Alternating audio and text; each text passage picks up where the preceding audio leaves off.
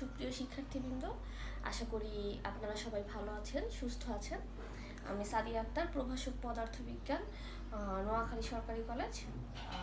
আজকে আপনাদের সাথে আমার তৃতীয় অনলাইন ক্লাস। আমরা গত ক্লাসে পর্যায়বৃত্ত গতি নিয়ে আমরা আলোচনা করছিলাম।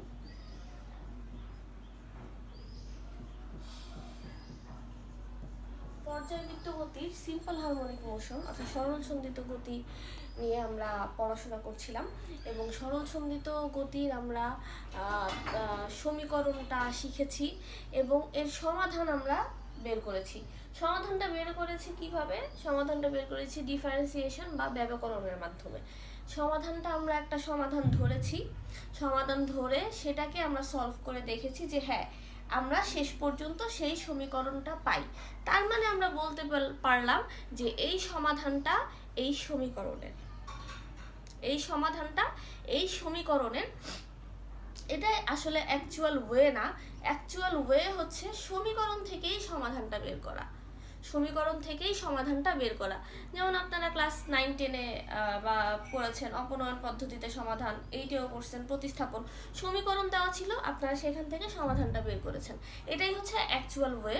সমীকরণ দেওয়া থাকবে, সেটা থেকে সমাধান করতে হবে।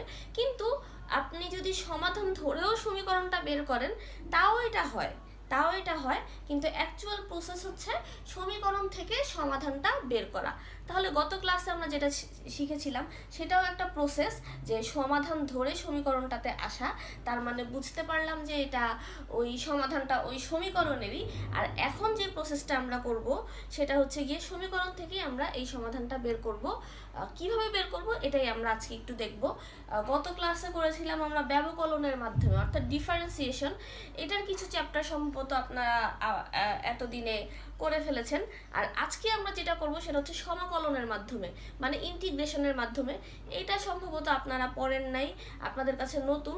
তো এইখানে যতটুকু লাগবে এটা সমাধান করার জন্য অতটুকু আমি আপনাদেরকে একটু দেখাই দিব। তাহলে আসেন প্রথমে সমীকরণটা কি ছিল এটা একটু আমি লিখি। সমীকরণটা ছিল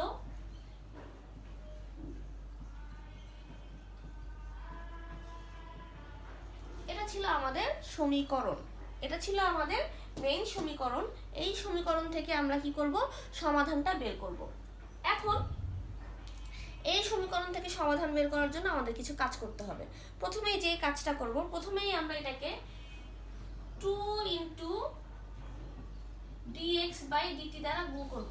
উভয় পক্ষে কি করব? 2 dx/dt দ্বারা গুণ করে দিব। তাহলে আসেন গুণ করে দেই। 2 dx/dt d2x/dt2 অর্থাৎ যা ছিল তাই লিখলাম, এটা দিয়ে জাস্ট গুণ করে দিলাম, plus 2 dx/dt omega square x আগেই ছিল রাখলাম, ইকুয়াল টু 0 দিয়ে যদি এটাকে গুণ করি তাহলে আমরা 0ই পাই। ওকে, তাহলে সেকেন্ড স্টেপে কি করলাম? 2 dx/dt দিয়ে আমরা উভয় পক্ষকে গুণ করলাম। ওকে, এখন আপনারা কি জানেন? dx/dt মানে কি? v অর্থাৎ বেগ সমান v সমান আমরা কি জানি? dx/dt। এখন দেখেন এটি এইখানে একটা টার্ম আছে d2x/dt2। কি আছে? d2x/dt2 আছে কিনা দেখেন তো। এটাকে আমরা একটু এভাবে লিখতে পারি কিনা? d/dt dx/dt হয় কিনা? তাহলে d দিয়ে dx কে গুণ করলে d2x হয়, dt তার মানে দুইটা dt, তার মানে dt2 থাকে। তার মানে d2x/dt2 কে আমরা কিভাবে লিখতে পারি? d/dt dx/dt। ওকে, তাহলে আসলে এটাই আমি লিখব। 2 dx/dt কে লিখে ফেললাম v d2x/dt2 কে আমি কি লিখলাম? d/dt dx/dt। ওকে, এটা আমরা লিখলাম, প্লাস 2 dx/dt কে লিখে ফেললাম v ওমেগা স্কয়ার x টা থাকলো ইকুয়াল টু 0। ওকে, এখন 2 v d/dt dx/dt কে করলে আমরা আরেকটা কি পাই? v। তাহলে 2v dv/dt plus 2v omega square x equal to 0। এতটুকু আপনারা ক্লিয়ার কিনা? ওকে, এতটুকু আমরা ক্লিয়ার। এখন আমি এই ভিটাকে আমি dx/dt রেখে দিই।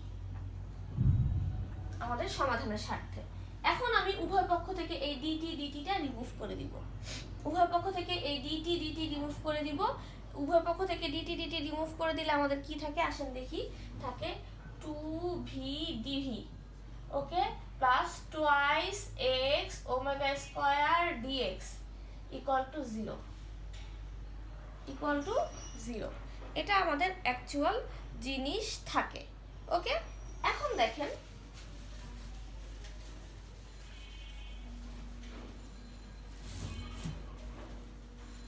এখন আমরা এটাকে সমাকলন করব। কি করব?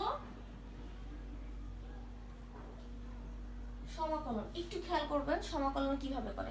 যেমন আপনারা যদি x কে ডিফারেন্সিয়েশন করেন, d বাই dx ব্র্যাকেট দিয়ে x, x কে যদি ডিফারেন্সিয়েশন করেন আপনারা কি পান? 1 পান। কি পান? 1 পান। এটা হচ্ছে অন্তরীকরণ। সমাকলনটা হচ্ছে অন্তরীকরণের ঠিক উল্টা প্রসেস। কি উল্টা প্রসেস? আমরা যদি x কে সমাকলন করি অর্থাৎ ইন্টিগ্রেশন অফ x dx, তখন আমরা কি পাবো? সমাকলন মানে হচ্ছে উপরে পাওয়ারের সাথে 1 যোগ হবে, নিচেও পাওয়ারের সাথে 1 যোগ হবে। তাহলে x এর পাওয়ার আছে 1, 1 প্লাস 1, নিচেও পাওয়ারের সাথে 1 যোগ হবে 1 প্লাস 1, তাহলে x স্কয়ার ডিভাইডেড বাই 2। তাহলে x কে যদি আমরা সমাকলন পাই তাহলে আমরা পাবো x স্কয়ার প্লাস 2, এবং সমাকলন করার শেষে সবসময় এখানে একটা ধ্রুবক দিতে হবে। এটা হচ্ছে এটার রুলস, সবসময় সাথে একটা প্লাস সি মানে ধ্রুবক থাকবে। তাহলে আসেন আমরা সমাকলন করি। 2টা যেহেতু ধ্রুবক, 2টাকে বাইরে নিয়ে যাই। Integration of v dv, integration of v dv plus এখানে 2 ওমেগা স্কয়ার ধ্রুবক, তাহলে 2 ওমেগা স্কয়ারটাকে বাইর করে নিয়ে যাই। Integration of x dx equal to 0 কেও ইন্টিগ্রেশন করব। ওকে ওকে, তাহলে আসেন বা 2টা থাকলো, v কে ইন্টিগ্রেশন করলে কি পাবো? x কে ইন্টিগ্রেশন করলে যা, এটাকে ইন্টিগ্রেশন করলে তা পাবো। তাহলে উপরের পাওয়ারে 1 যোগ হবে, নিচের পাওয়ারও 1 যোগ হবে, প্লাস 2 ওমেগা স্কয়ার, ঠিক সেম উপরের পাওয়ারে 1 যোগ হবে, নিচের পাওয়ারও 1 যোগ হবে। ইন্টিগ্রেশন অফ 0 কে ইন্টিগ্রেশন করলে আমরা সবসময় ধ্রুবক পাবো। ইন্টিগ্রেশন যদি 0 কে করি তাহলে আমরা ধ্রুবক পাবো। ডিফারেন্সিয়েশনে ধ্রুবককে ডিফারেন্সিয়েশন করলে 0 পাইতাম, ইন্টিগ্রেশন তার উল্টা প্রসেস, 0 কে ইন্টিগ্রেশন করলে আমরা ধ্রুবক পাবো। ওকে, তাহলে বা 2 into v square divided by 2 plus 2 omega square x square divided by 2 equal to C. Okay, 2 cancel, বা ভি স্কয়ার প্লাস এখানেও 2 cancel, omega square x square equal to C. এটা আমরা পেলাম। এখন একটা জিনিস আমরা জানি, বিস্তার যখন সর্বোচ্চ হয়, x যখন a হয়, অর্থাৎ সর্বোচ্চ বিস্তারে বেগ সবসময় কি থাকে? 0 থাকে। সর্বোচ্চ বিস্তারে বেগ সবসময় কি থাকে? 0 থাকে। তাহলে বা v এর জায়গায় আমরা 0 বসাই দিব। কখন বসাইতে পারবো? যখন ওমেগা স্কয়ার x টা কি হয়ে যাবে? a স্কয়ার হয়ে যাবে ইকুয়াল টু c। তাহলে অতএব c equal to omega square a square. c এর একটা মান পেলাম, এটা একটা ইকুয়েশন দেই, 1 নম্বর ইকুয়েশন। তাহলে c এর মান আমরা কি পেলাম? ওমেগা স্কয়ার a স্কয়ার, ধ্রুবকের আমরা একটা মান পেলাম। বুঝা গেছে তো? কি বলছি আমি? বিস্তার যখন সর্বোচ্চ হবে, অর্থাৎ x যখন a হবে, সর্বোচ্চ বিস্তারে বেগটা সবসময় কি থাকে? 0 থাকে। তাহলে বেগের জায়গায় 0 বসাই দিলাম। কেন এই কাজটা করলাম? কারণ আমরা ধ্রুবকের মানটা বের করতে চাই, এই জন্য। এখন ধ্রুবকের এই মানটা আমরা 1 নং সমীকরণে বসাবো। ধ্রুবকের এই মানটা আমরা কি করব? 1 নং সমীকরণে বসাবো। তাহলে বসাই b square plus omega square a square equal two c এর মানটা পেয়েছি, সরি এটা তো ওমেগা স্কয়ার x স্কয়ার, আর c এর মানটা পেয়েছি omega square a square. c এর মানটা আমরা পেলাম কি? Omega square a square. Okay, clear কিনা এটা? আচ্ছা, এখন v স্কয়ার আছে, v সমান আমরা কি জানি? dx by dt। তাহলে v স্কয়ার কে আমরা লিখলাম d square x by dt square plus omega square x square equal to omega square a square. এখন ওমেগা স্কয়ার x স্কয়ারটাকে ওই পাশে নিয়ে যাই, বা d square x by dt square equal to omega square a square minus omega square x square, বা d d square x by d t square, omega স্কোয়ারটা common নিয়ে ফেলি, থাকে এ স্কোয়ার মাইনাস এক্স স্কোয়ার। এখন dx বাই dt বের করব, dx by dt, dx by dt কি root করব, রুট করলে ওমেগা স্কোয়ারটা হয়ে যায় ওমেগা, আর এখানে থাকে root over a square minus x square, এখানে কি থাকে root over a square minus x square. Okay, এখন এটাকে আমি এই সাইডে নিয়ে আসবো, ডিটিটাকে আমি ওই সাইডে নিয়ে যাব। তাহলে আসা একটু দেখি কি রকম হয়। তাহলে বা dx divided by omega into root over a square minus x square equal to, ওই পাশে আমি ডিটিটা নিয়ে গেলাম, শুধু ডিটিটা ওমেগাটাও নিয়ে যাই, ওমেগা ডিটি। ওকে, এতটুকু ক্লিয়ার। এখন এখানে আমরা আবার ইন্টিগ্রেশন করব, আবার সমাকলন করব। তাহলে আসেন আমরা আবার সমাকলন করি। তাহলে বা এখানে integration dx root over a square minus x square equal to omega, এখানে integration DT.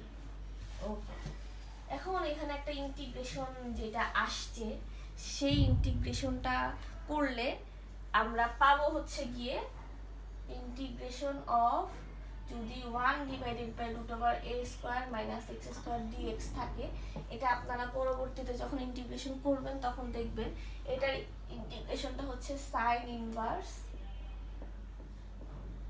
x by a, এটাই হচ্ছে এটার ইন্টিগ্রেশনের সূত্র, sin inverse x by a। ঠিক সেইভাবে আমি বলেছিলাম যে ডিফারেন্সিয়েশন মানে কি, ইন্টিগ্রেশনের উল্টাটা। যদি sin inverse x by a কে আমি ডিফারেন্সিয়েশন করতাম, তাহলে কিন্তু আমি যে 1 divided by root over a square minus x square পেতাম। তাহলে কি বললাম, 1 divided by root over a square minus x square into dx, এটাকে আমরা ইন্টিগ্রেশন করলে কি পাবো, বা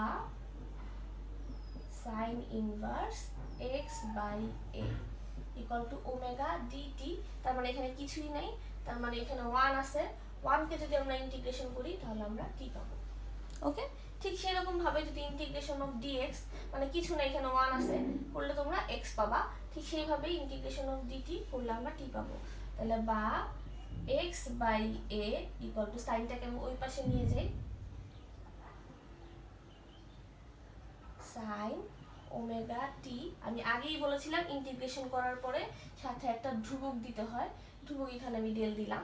তাহলে sine omega t plus del, তাহলে বা এক্সটাকে রাখবো এখানে, এটাকে নিয়ে গেলাম, সরি ধ্রুবকটা আমরা পরে দিই, এটাকে নিয়ে গেলাম এ সাইন ওমেগা টি প্লাস আমরা ডেল একটা ধ্রুবক দিয়ে দিলাম, অথবা ধ্রুবকটা আগেই দিতে পারি।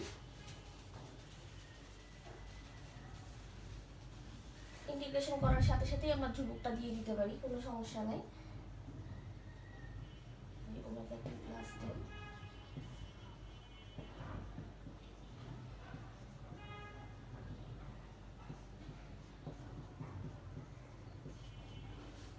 এটাই হচ্ছে আমাদের সরল ছন্দিত স্পন্দনের ব্যবকলনীয় সমীকরণের সমাধান। এটাই হচ্ছে অ্যাকচুয়াল ওয়ে যেটা দিয়ে আমরা সমীকরণ থেকে আমরা সমাধান পেতে পারি। আর গত ক্লাসে আমি কি করেছিলাম, ঠিক সেম জিনিসই, এটাকে আমি সমাধানটা ধরে ওই সমীকরণটা বের করেছিলাম, সমাধানটা ধরে ওই সমীকরণটা বের করেছিলাম। এখন আপনাদেরকে যদি একটা আমি এরকম ম্যাথস দেই,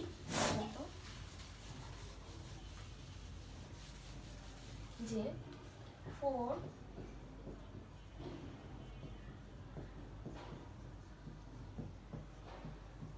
এটার ওমেগা সমান সমান কত, মানে কৌণিক কম্পাঙ্কের, সরি